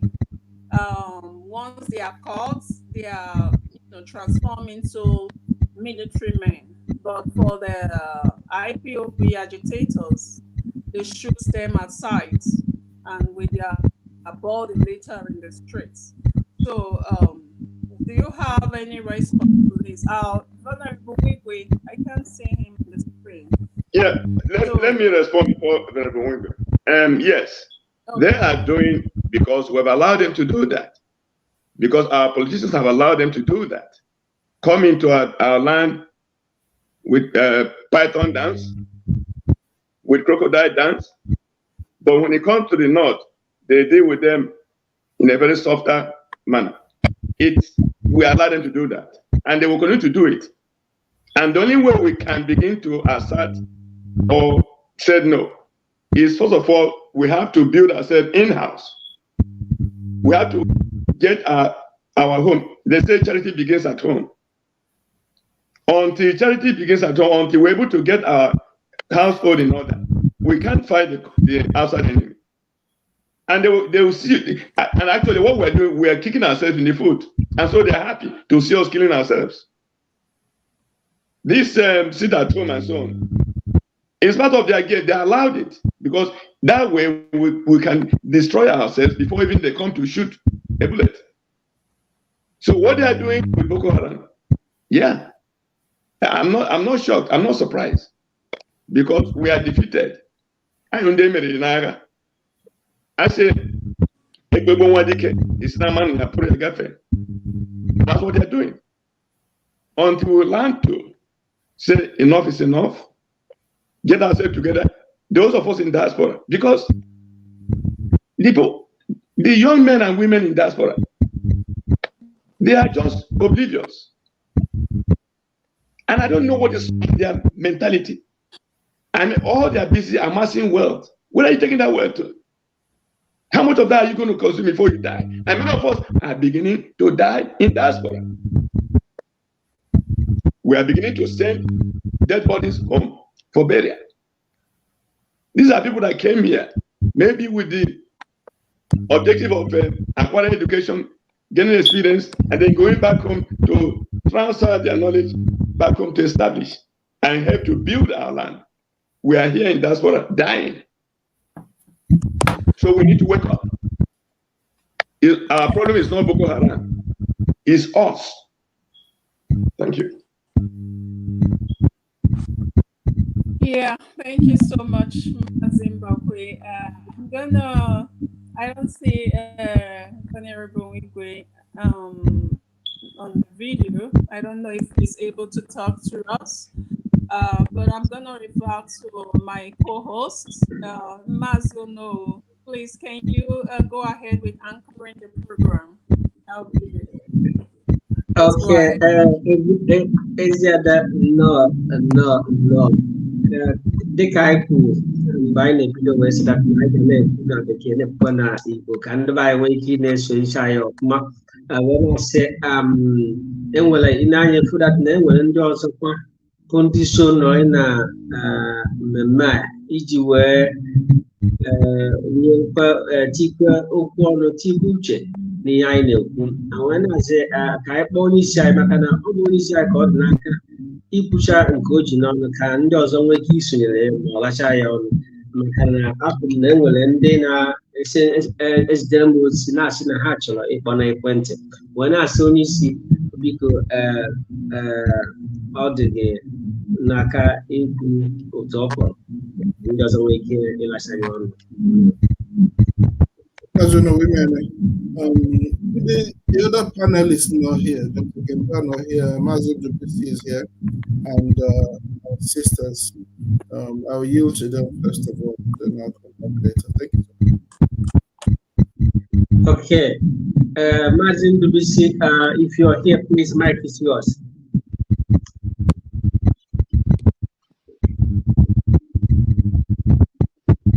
Mazin Dupisi. Can you hear me?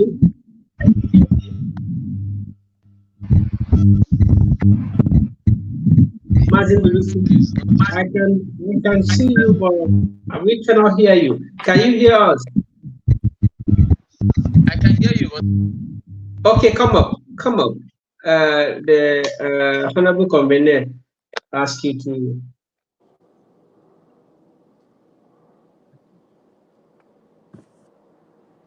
Are you there, Mazin Dupisi?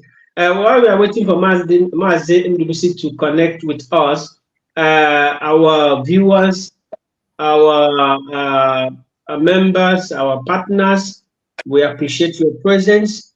We know you're viewing us from all your different various locations. We thank you for that. And we also open our studio line. You can as well call in if you have any question to ask. As our convener is sitting behind, he will be here to be answering your questions. Mind you, what Igbo Global Network is here at your side. We are here at your Can I make a comment, please? Okay, now I can see. Yes.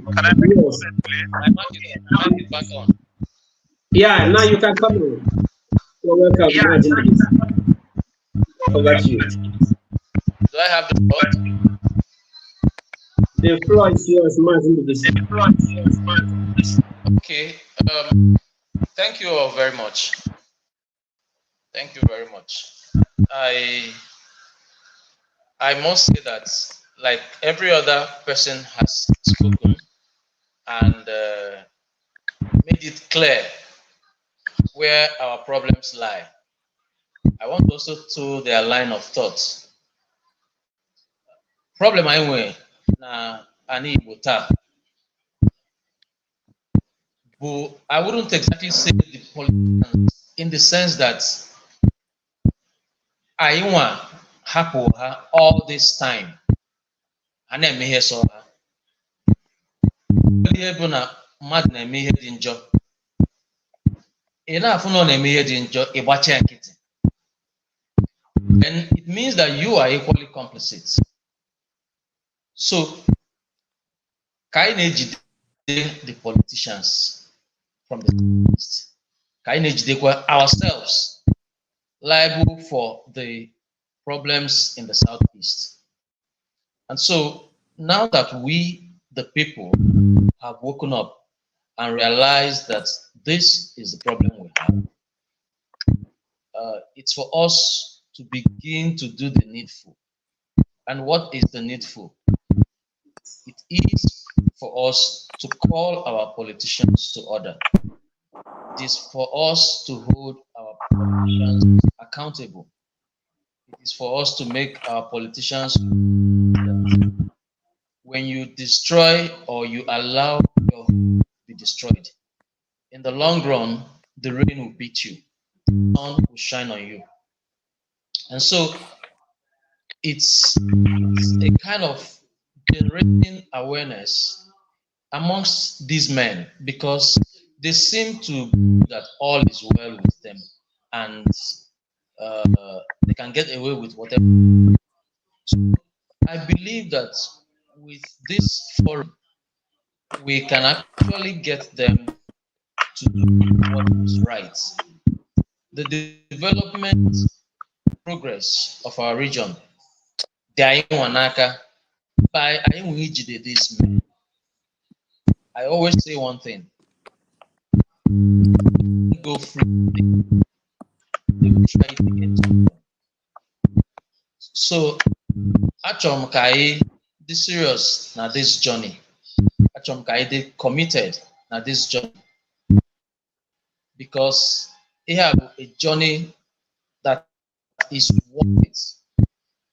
It's a journey to not just salvage what is left of our region, but our children and the children of our children, generations unborn. Mind you, what we are doing today may seem like it's not yielding any fruit, but in years to come, you will see the result of this.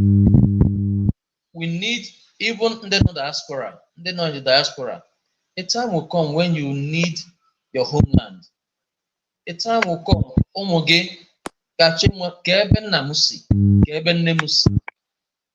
and if the place is in chaos, the place is in a state of anarchy, where then go to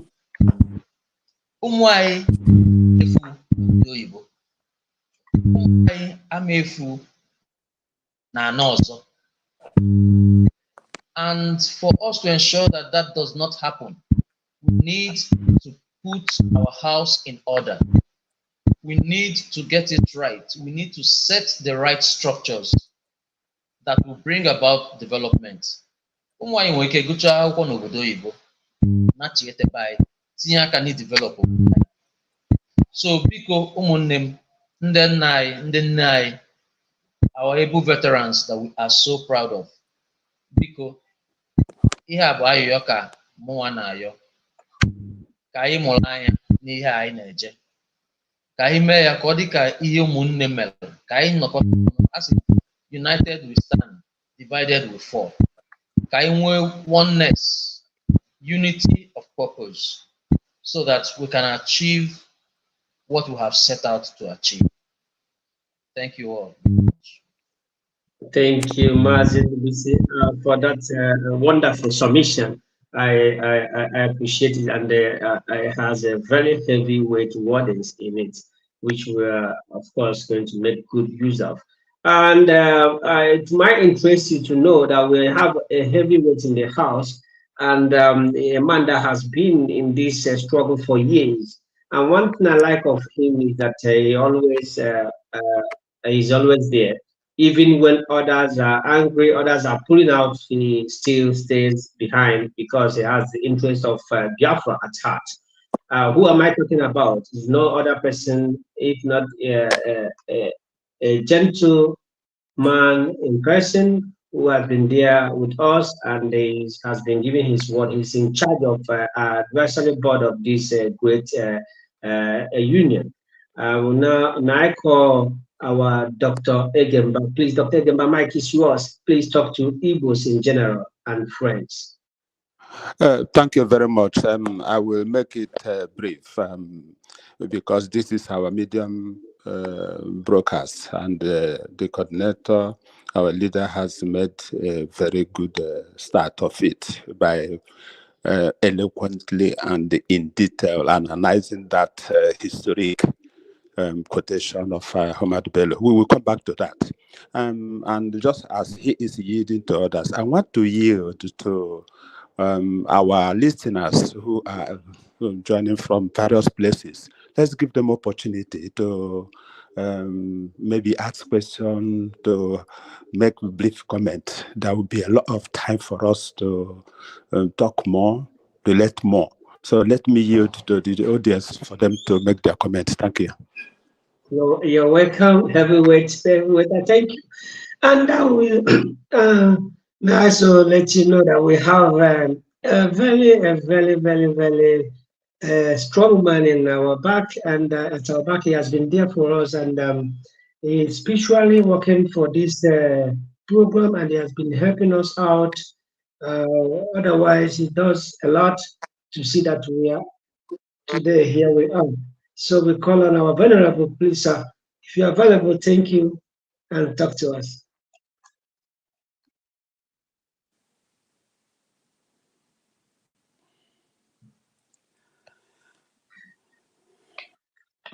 It's like venerable. I think he's having a problem with his connection, and when he comes up, I will then ask him to take mic and address the public, our viewers and our supporters out there. And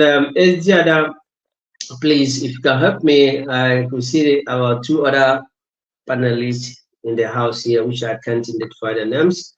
Please, over to you for you to be able to call them out. Thank you. Yeah, Maziono, Dalorine, Nwanyị Ada Amaka, Amam, if she can talk. Wada Amaka, can you talk to us? We appreciate you joining us today from wherever you are as one of the panelists. But if you can't talk, I'm wearing Wada Ginika. If she can address us, Wada Ginika, Ada Biafra, can you talk to Yeah. Good evening to everyone. My name is Ginika Ada Biafra. I thank everyone and I thank our coordinator. He has said everything. Many of you have said so much. Only our mission is to hold our politicians accountable for everything that they're supposed to do. They are the ones who supposed to secure us here in Igbo land. They are the ones who supposed to make our lives here in Igbo land. They're supposed to protect our business here in Igbo land. This is what we are doing here, and I believe that God will help us to achieve our goal, to hold them accountable, and let's develop Igbo land. This is our mission, and God's mercy, we will reach to that our mission. I don't have another thing to say because I want people to call in so that they can be able to ask their questions, so we can answer their questions and get going. Thank you, everyone. Thank you, my elders. Yeah, thank you so much, Ada. Thank you, Ada Biafra, for what you just said. So, onye ọbụla na-ayọ ayịyọ ka anyị mezie ala Igbo ka ala Igbo dị mma. Mgbe onye isi anyị Honorable Tony Nwisi kwuchara okwu, honestly, inside me, ọ dịka amụnyere m etinyere ite n'obi m ya na-agbọ. I was feeling the pains. So at this present time, Annie, what our ancestors would have gone through during their time. Ọ na-enweghị onye n'ala bekee, ọ na-enweghị onye nọ ebe ọbụla. Ma afọzi ụgbọ anyị ndị mmadụ spread it all over the world. We are still being treated as trash. So ọ dịka etinyere m ọkụ n'obi ya na-agbọ. Because that's how we should feel, each and every one of us. Onwe onye obi ya na-eri nke ọjọọ. Ana onye ọbụla nwere nlomilo. Chekwa ụmụ Igbo ma gwa unu nke bụ eziokwu. Ndị a ọnụ họrọ bụ ndị Fulani bụrụ ihe a ka ha kpebiri ha ga-eme. They will do it. Hey, many na mba dị iche iche. But do you know how those people survived? They stood up. Ha kwụrụ n'ụkwụ ha wee sị gịnị? Kama anyị ga-anwụ ka anyị finish India. Ndị Fulani jiri ọsọ hapụ obodo ha. Ọ bụrụ na anyị ejighị ụtụtụ a chụwa ewu ojii mgbe chi na-ejibeghị, chi ji ọ gara anyị ahụ. These people can stop at nothing. How they avariciously cruel. That's what I can describe their thing as, tendencies as. Ọ bụghị n'ala Igbo ka o bidoro, ọ bụghị na Nigeria ka o bidoro. That's why we have to work together. Dịka mba ndị ọzọ ha megoro ihe dị otu a n'obodo ha. Work together and save ourselves. This is our life. Igbo bụ nke anyị, the only land of our ancestors. Ugo guzoro ya achake, oru ne mgbu ụmụ Igbo ga-eguzoro dịka ugo. Ugo chara acha adịghị mma ichu echu. Ụmụ anyị na-esi n'azụ eje anara ji na ede na ururu na ururu ihe. You are more than those nonsense. Anyị tikọta aka anyị ọnụ, anyị ewere ndị a tinye ebe ha nọ, ha kwesịrị ịnọ. We are made. We are the crown. We are the glory. Ị gaghị ahapụ isi a ga-ekpuwe okpughe aga were na-ekpuwe ihe a. We are the crown. We are the glory. We don't have to overemphasize it. We just have to show it. Let's make Ala Igbo the Dubai of Africa. Ndị politicians anyị, Igbo Global Network apụtaghị iyi onye ọbụla egwu. Ihe anyị pụtara ịbịa ayọ ụnọ si pụtanụ ka anyị tinye aka dịka ukwu azịza. Make our land what it should be. Make ourselves who we should be. Ọ bụrụ na agwọ akpa ha agwa ya, ụmụaka ga-eji ewere kee nkụ. So ana m ewerekwa igwe okwu na-enye nwa anyị nwoke Maazị Olowu, biko duru anyị gawa n'ihu. Daalụ rinne. Yeah, Eziada Biafra, Eziada Igbo niile. Eziada, we thank you so much. We appreciate your submissions, and you have been always there for interest of Igbos in general. And we can't appreciate you enough, but we are all in it together, and we are going to achieve the best utmost interest of all Igbos in general. So on this note, I think there's a question here. The question comes from Carlo, and Carlo was asking if if it usually said our breakthrough as a P2P did not win, what do we do? Remain a slave in Nigeria or go? So that was his question. I don't know, this is a bit outside of our program, but if our convener has anything to say on that note, I will now yield mics to him for him to say something. If not, then we'll move on to our Venerable. Also made a remark that he's in the service as a venerable of a church, so he's officiating a service, a funeral service, so he won't be participating live, but he's spiritually or otherwise with us. So over to our convener. If you have an answer to the Carlo, please come up.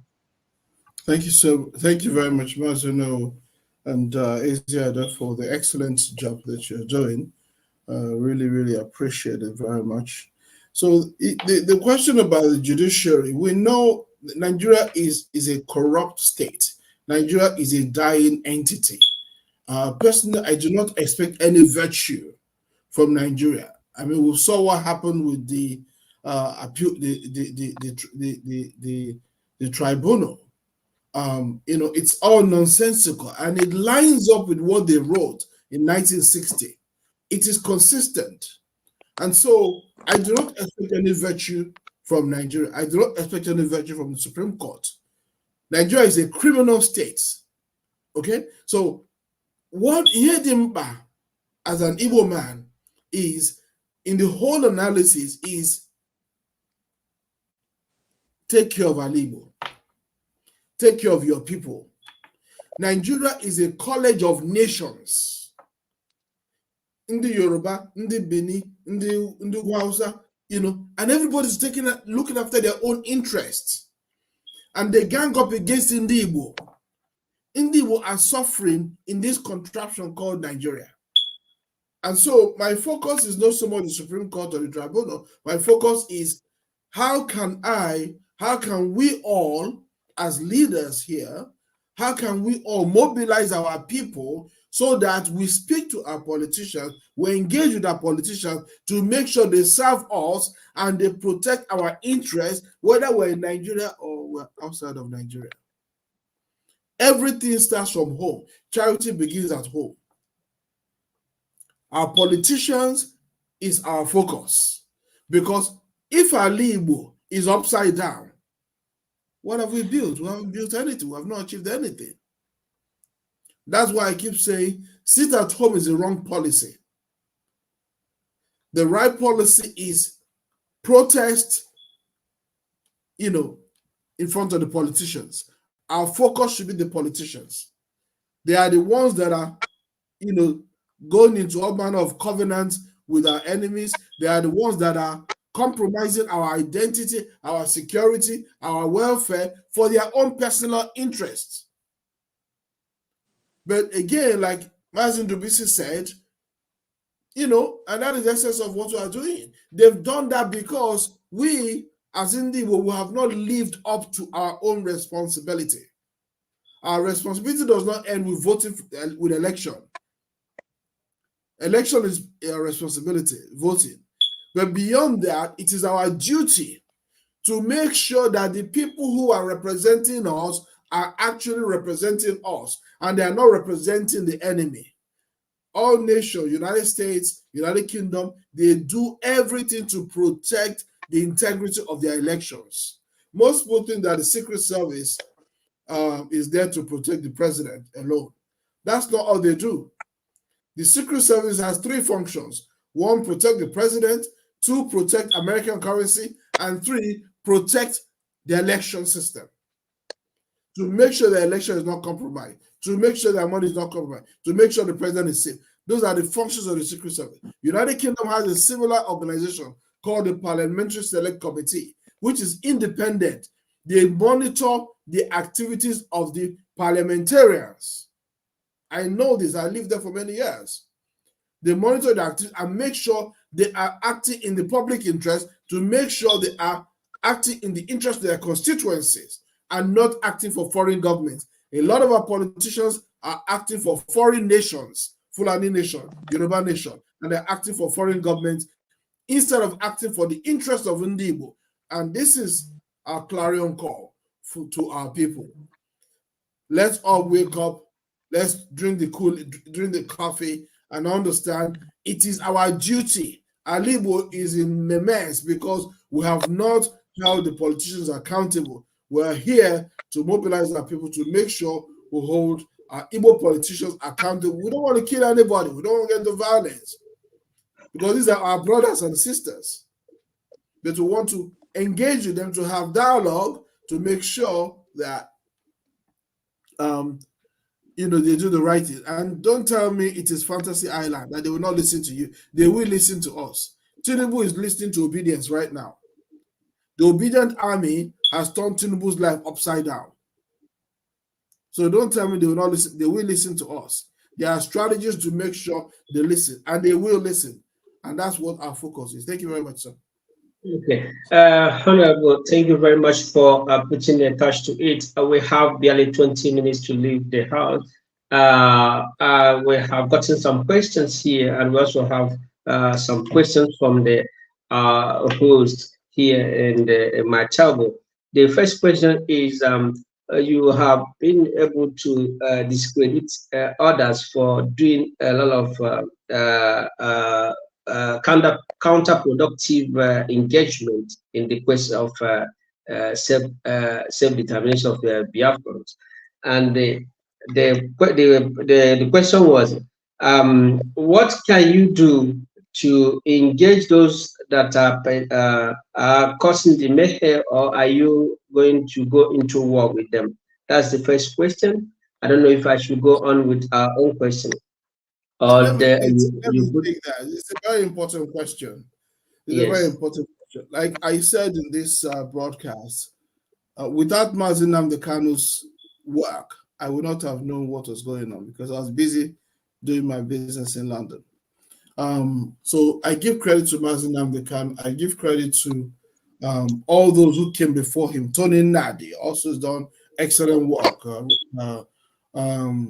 Clifford Iranya also has done great work, enlightening us on the Constitution. Tony Nadi has done fantastic work enlightening us on the Constitution. These are all heroes. They are all Igbo heroes who have gone ahead of us. Others are doing what they know to do. But I think they're misguided. So in answer to the question, these are our brothers. In the world, we don't shed blood. It's not our culture. So we're here to engage with our politicians. We're here to engage with our brothers who are applying different strategy, to have dialogue, to discuss, to work out, to plan together so that we can get our country, so that we can, even while we're in Nigeria, to make sure that Alibo is safe, make sure our economy is strong, make sure there's stability, make sure our people are safe. We're not here to quarrel with our brothers. We're here to unite our people, to work with our people. What the enemy wants, what our enemies want, is for us to be quarreling among ourselves, to be fighting each other, to be beating each other up. Sit at home is a wrong policy because you're doing it at the threat of your own people. You're putting a gun to the head of your people. You cannot threaten people you want to rescue. It doesn't make any sense. It's a wrong policy. It's not an intelligent policy. Okay? So you cannot be threatening your own people. Nowhere in the world where people seek freedom do they do that by threatening their own people. That's nonsense. A lot of BS. So we're here to work with our brothers who are applying different thinking to this conversation, not to quarrel with them, that's nonsense. It doesn't make any sense. We want stability. We want rule of law. We want law and order. That's how an economy develops, and that's how investors come in. Fighting Nigerian government doesn't make any sense. They have more weapons than you.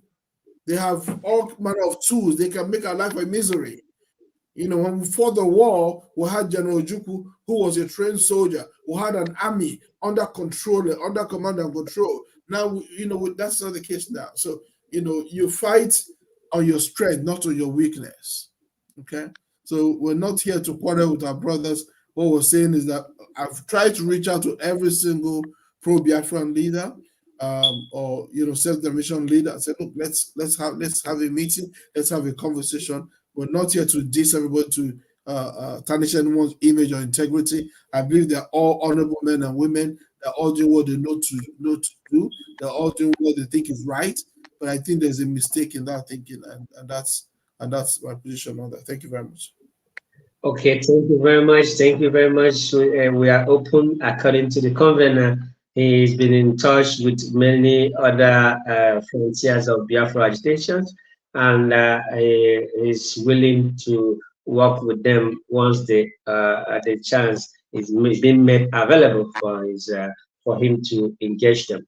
On this note, may I now ask you our question that will be coming? Question that will be coming from the who's of today's chat. And the question is, sir, you have presented your presentations, you have spoken eloquently. We heard you, we listened to your program. We knew you mean a lot and you want to do something. But of course, there will be also some some obstacles. There will be also some obstructions. There will be also some criticism. There will be also some fights. The question we're asking you here is, what is your prayer to the global Igbos, Igbos in diaspora, Igbos in Biafra land, and the friends and well-wishers of Igbos? What is your prayer? Yeah, my prayer to our people, first of all, is to wake up and understand that we're in a difficult situation. Our people need to understand. That's why I talked about what the road to 1960. We've got to understand, be clear-eyed about where we are. There's a message by Sun Tzu. It says, if you know thyself and know thy enemy, you need not worry about 1,000 battles. If you know thyself and know thy enemy, you need not concern yourself about 1,000 battles. If you know thyself and know not thy enemy, for every victory you have 2 losses.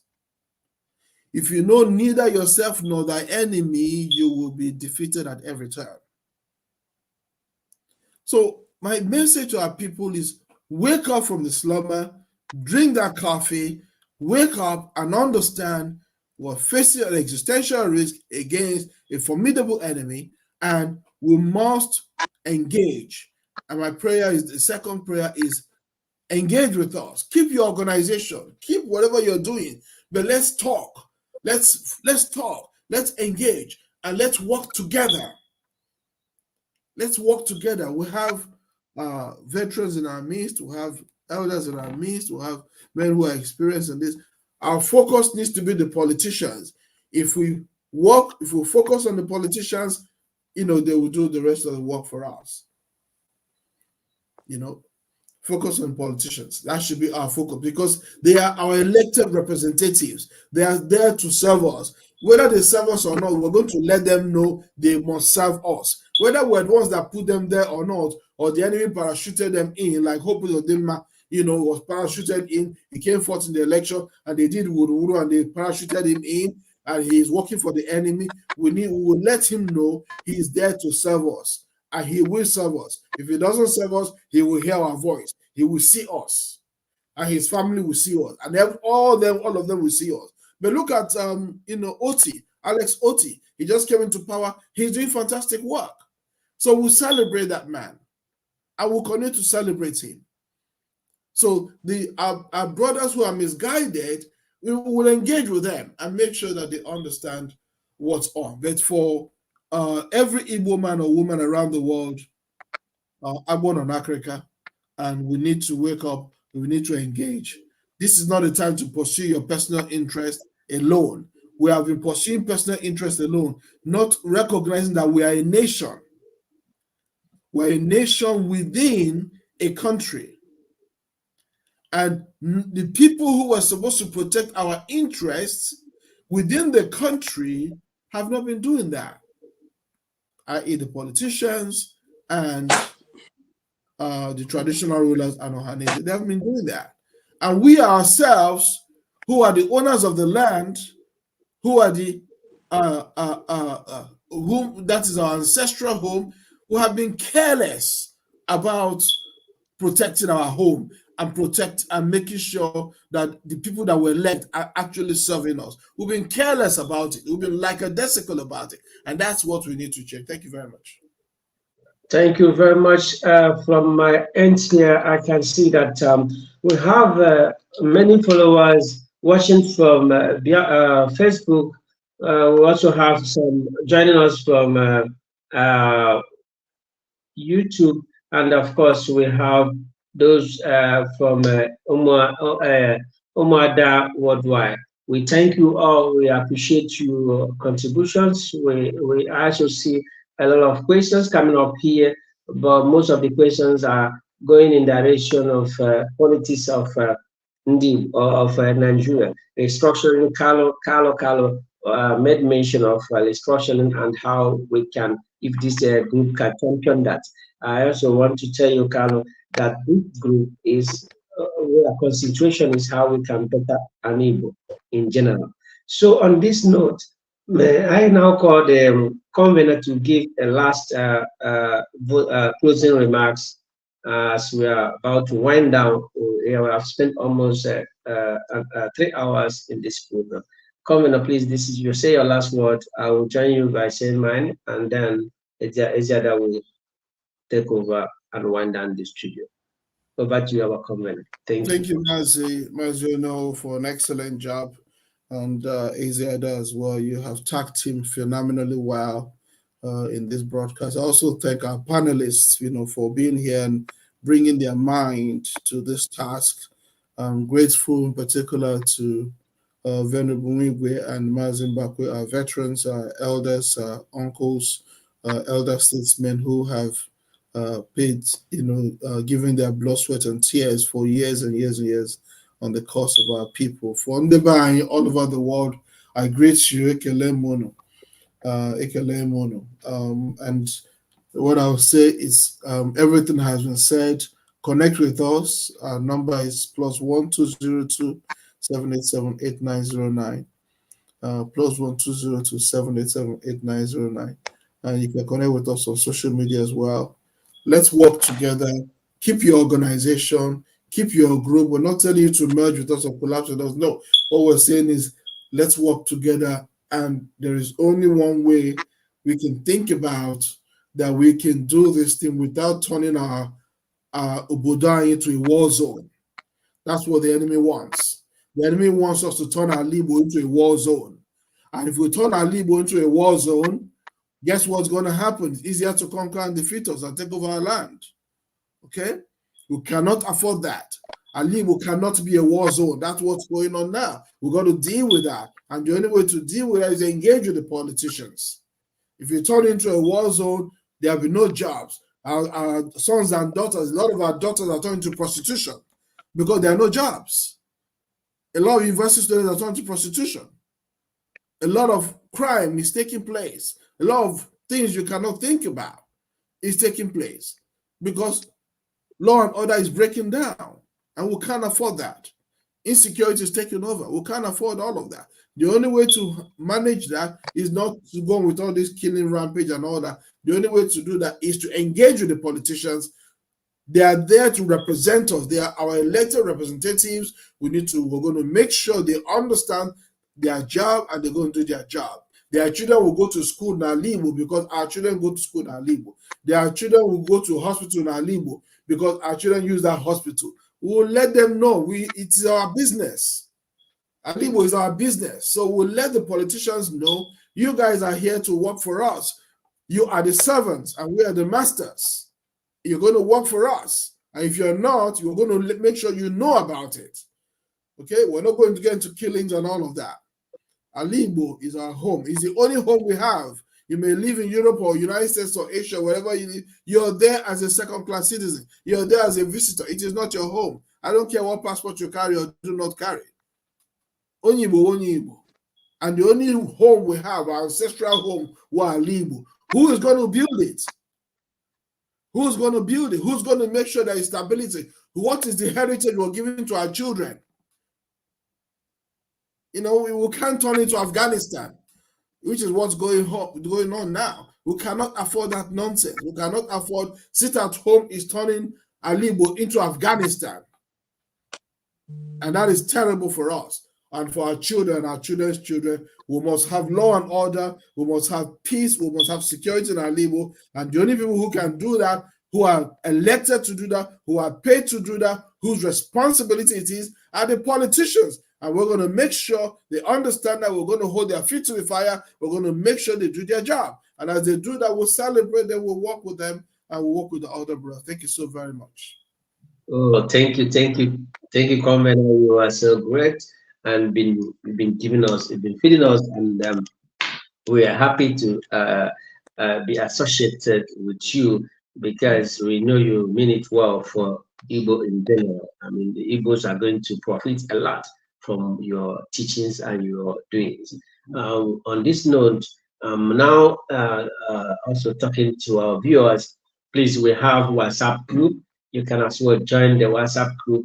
You can contact the number we have on our screen. That number will lead you into our programs, what we do. If you want to be part and parcel of what we are doing, please just pick up the number, call, test WhatsApp, test and what test your name, where you are testing from. We will reach out to you. And again, if there is imminent need or there's something happening in Biafra land, you would want us to intervene, please just give us a call. We will send our representatives there to assess the situation and maybe do something over it. But before then, I think I will be winding down for Eziada to continue. And I myself, Mazono, is saying thank you very much, and I will looking forward to be welcoming you again in the next meeting or in the next video chat. Since we've been doing these programs, we've been receiving a lot of support from you guys. We appreciate that. And mind you, this job is meant for all of us, not only this Igbo Global Network, but we want to partner with your union. You must not be part of Igbo Global Network, but please come up, let us work it together. Let us achieve the same goal together. Biafra or Igbos, we are all one. We must achieve it together. It belongs to all of us. On this note, I'm saying good night from where I am, or good evening from where you are, or good morning from wherever you are. Thank you very much. I appreciate your cooperation. Thank you. Eziada, over to you. Yeah, Maziono, thank you so much. I want to thank our convener, Mazitoni Mwisi. Honestly, when I listen to his passion and his readiness to get us to the level where we should be or even beyond, I just can't thank God enough for persons like him and others that have joined this race to make our Igbo the Dubai of Africa. We can do it. We are Igbos. And there is nothing impossible with our chi by our side and our genuine interest to get it done. We always get things done. So, Igbo Global Network, we are not quarreling with anybody. Our convener made it very clear. Ụmụ Igbo niile wofu. Ihe anyị sịrị bịanụ ka anyị mezie ala anyị, anya na-achọ nke ya, oge ahụ erugo. Unu ma na ndị nna nna anyị ha, they couldn't see beyond their nose, but they trusted the white man. Kpọrọ ụmụ ha kpọọ ya onye ọcha ka o jee mụta the ways of the white man and bring it home. So anyị ji ohere a na-akpọ ụka ụmụ anyị ndị nọ ebe niile n'ụwa zuru oke si biko bịanụ ka anyị nyere ala mụrụ anyị aka so we can fulfill the dreams of our ancestors. Ha sịrị anyị gaanụ leta ihe ndị ọcha na-eme, unu bịa kụziere anyị welata na ụlọ. So that dream has not been fulfilled, and it's part of why Igbo Global Network jiri pụta ka anyị nwee ike mezuo that developmental interest of our forefathers. Ihe ha jiri zipụ ụmụ ha in the first place ka ha ga mụta ihe ndị ọcha ma. So we have learned so much. We have spread all over the world. Ubuabo, biano ka imezi ala mụrụ anyị. Biano ka imezu ebumnuche ndị nna nna anyị ha. Maka na ebumnuche ha bụ n'ala Igbo ga-adịrịrị mma. Ndị politicians anyị, ndị eze, Igbo zuru ezu, bịanụ soro Igbo Global Network na mmezi ala Igbo ka ala Igbo were dị mma. Onye egbuzina nwanne ya, onye akwafuzi n'ọbara. Ụmụ anyị na-azọ ịzọta ute. Nyere na anyị aka n'ịzọta ala, maka na ịzọta ala azọtazikwa ute ọba uru. So bikonu, onye agụpụ n'onwe ya. Igbo Global Network abịago ka emezi ala Igbo. Agụpụ n'onwe gị. A sị na ha mere we no. This is the time. Anyị ga-ejikọ ka ukwu azịza, because anyị bụrụ ukwu azịza ga-agbajili anyị. Ụmụ anyị ndị politicians anyị na-asị we will hold you responsible. Yes, because ụmụ anyị ka unu bụ. Ọ bụrụ na anyị si na in the next 6 months, allocation niile na-abata n'ala Igbo, the 5 eastern states, n'unu ga-eji emere anyị nke ọzọ. Unu emere anyị, o nwere onye ya na ibe ya na-ese okwu. Ọwụ ụmụ Igbo atabeghị ahụhụ enough. Lee ndị youth anyị hapụrụ, ha atago ahụhụ enough. That's why ha nọ na street, inwe ihe a na-arụ. Onye gbara ọnụ gbara ọtọ, ihe a na-agba agwụ na nụ. And gịnị ka ị ga-agwa onye gba ọnụ gba ọtọ? That's why eji hụ ha na-ebugharị egbe. Egbe anyị hụrụ ụmụ anyị na-ebugharị. They are committing suicide. The easy way to death. That's what it is. A na-ekwu freedom Biafra. Ihe niile abụ suicide mission. Abịazie n'ala anyị na-agba war. Gee na mba anọ mbọsị ihe mere nụ. A ga-agba akpọ ndị eburu ngwongwo ha bịa ka egbuo ụmụ Igbo, which is the agenda. So ụmụ anyị ndị obi dike, ndị a na-eme ka ejeme ma sit at home ma coffee ma ihe niile abụ akụ ha anya ndị iro abata were emebiere anyị ihe. So biko ka anyị wetuo ka anyị hapụgodi nwa anyị Nnamdi makwa na anyị hụrụ ya n'anya. Ọ ma na anyị agbalị ya na mmadụ ole nwụgoro. Ka anyị nyere onwe anyị aka mezie n'ala Igbo ka ala Igbo dị mma. Enwere ajụjụ nwaanyị na-ajụ maka gọvanọ Hope Uzodimma na-akpọga 4,000 people ije mụọ ihe na Europe. Ihe anyị ga-asị ya bụ kama ịkpọpụ ịga ebukọrọ ndị abụga Europe ka buru ego bupụrụ ha, were ihe ndị a zụta ngwa ọrụ ndị ahụ, ihe niile ahụ eji etrain zụta ya bịa dowe ya n'ala Igbo. Anyị chọrọ industries and factory, ịzụọ ya dowe n'ala Igbo. Kama ime 8 or 10 people invite ndị trainers ha bịa train ọ ga-esevuru anyị ego, and then get the equipment here. Tinye ụmụ anyị n'ọrụ, onye azụrụ ọzụ ibe ya. Ihe anyị na-achọ bụ ka ala Igbo dị mma. So anyị ga na-eme this program every week. Onye isi anyị ga-agwa anyị the direction. Unu abịa na-egere. We are not going to stop at anything to make this happen. It is by every means necessary. We cannot wait anymore. Onye na-eche na ọ ka abịa gbawa egwu achọtaba n'aka. No, it is by every means necessary. So onye mara nke ọ ga-eme n'onwe ya, ya bido mewe. Ị mara nke ị kwesịrị ime as a politician, bido mewe ya. Because Igbo Global Network gbaa gị ọkụ with our League of Journalists. Anyị publish gị n'ikuku. As now that we have started shaming you. No, we don't want to shame anybody. That's why I just see 6 months open period for us to test run. Now we are getting out the information. After 6 months, I got back into action. And when we are getting this information, we are doing research. We are doing research. The media is at work. We are doing researches.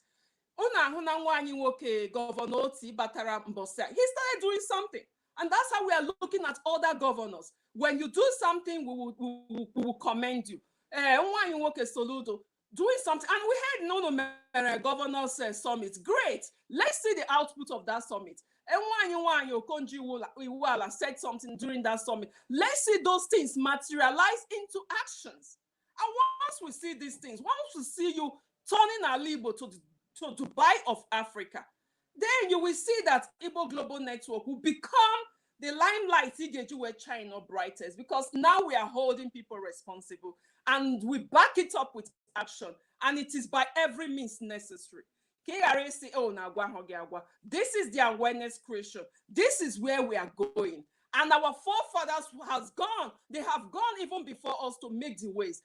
Ekekere Igbo has gone before us to make the way, and we will not fail, because this is a service to our land.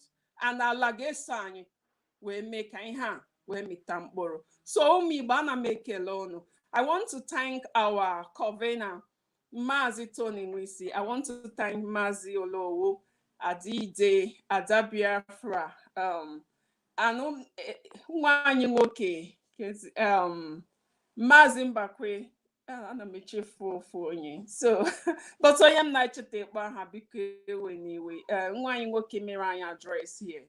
Kwa Mazi Egemba, yeah. So, biko ụmụ Igbo ekele na mụ na ama m n'ụnụ joinere anyị taa. So, ebe ọ bụ na ị hụrụ ozi a, gbasaa ya ka o zuo ụmụ Igbo ọnụ. Ụmụ anyị nke na-eme nke ha na-eme, biko mara na ihe anyị chọrọ bụ ka ala Igbo dị mma, ka ala anyị ghara ifunarị anyị, ka anyị ghara ịnwụfu. Biko nụ, a na-anọ n'ama onye ụjọ, na-atụ aka n'ama dike ebe o ruchiri ahịhịa. Let's stop the violence. Let's stop the killings. Ihe niile a na-eme bụ nke anyị na-efu. Ha na-abịa na-egbu anyị. Once we open that opening for them to come in, they will come in and they will destroy us. So Igbo zuru ezu, ekele na m ụnụ. Ya dịrị ụnụ mma na Eke, dịrị ụnụ mma na Orie, dịrị ụnụ mma na Afọ, dịkwara ụnụ mma na Nkwọ. Ndụ anyị ndụ azụ, ndụ anyị ndụ mmiri. Mmiri agaghị ata, azụ agakwanụ ha anwụ.